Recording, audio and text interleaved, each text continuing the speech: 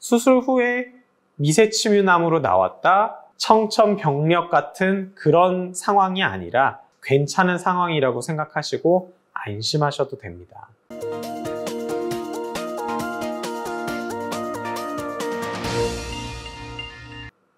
안녕하십니까. 유방외과 전문의 이양민입니다.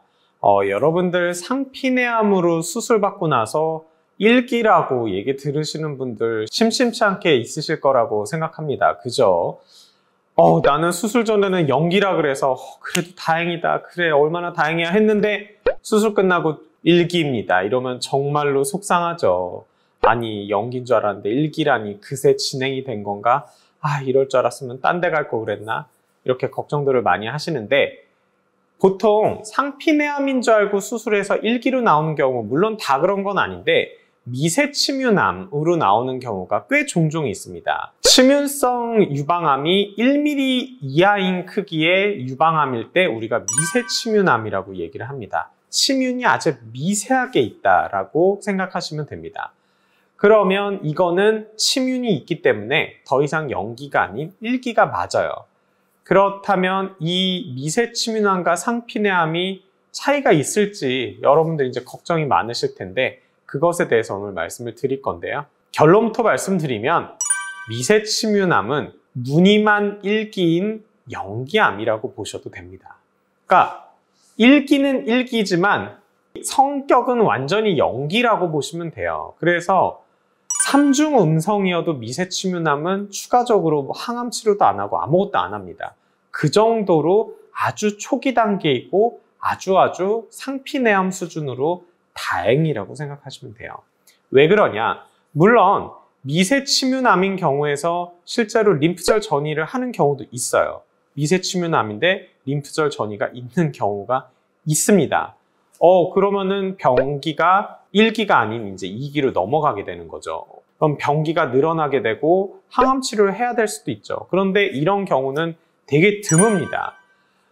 그리고 실제적으로 상피내암인데 유방암을 전절제를 해서 최종적으로 상피내암이 나왔는데 다른 데 전이가 있었던 경우도 있었어요. 그런 경우는 뭐냐?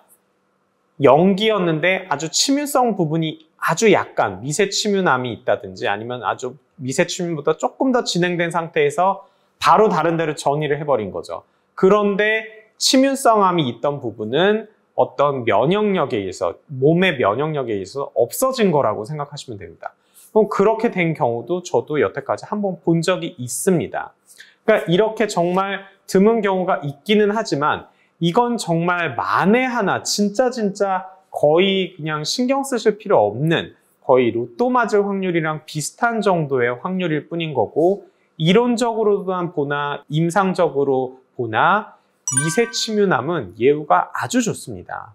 미세침유남인데 다른 데 전이를 해서 문제가 되는 경우는 거의 본 적이 없어요. 상피내암이랑 거의 비슷한 수준이라고 보시면 되겠습니다. 그래서 수술 후에 미세침유남으로 나왔다, 청천벽력 같은 그런 상황이 아니라 괜찮은 상황이라고 생각하시고 안심하셔도 됩니다. 그리고 솔직히 이게 위로가 될진 모르겠지만 0기암과 1기암에서의 보험금도 차이가 꽤 나요. 그죠? 그러면 돈도 좀 더 받고 그래 이양민이 그냥 얘는 1기지만 무늬만 1기고 0기랑 똑같았어. 그러면 에라 잘 됐다. 그냥 그렇게 생각하시는 게 어떨까 싶어요.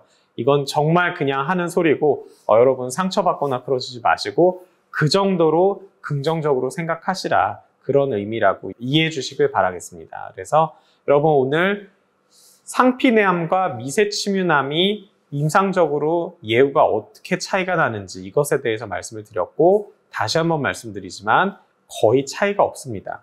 너무 걱정하지 마세요.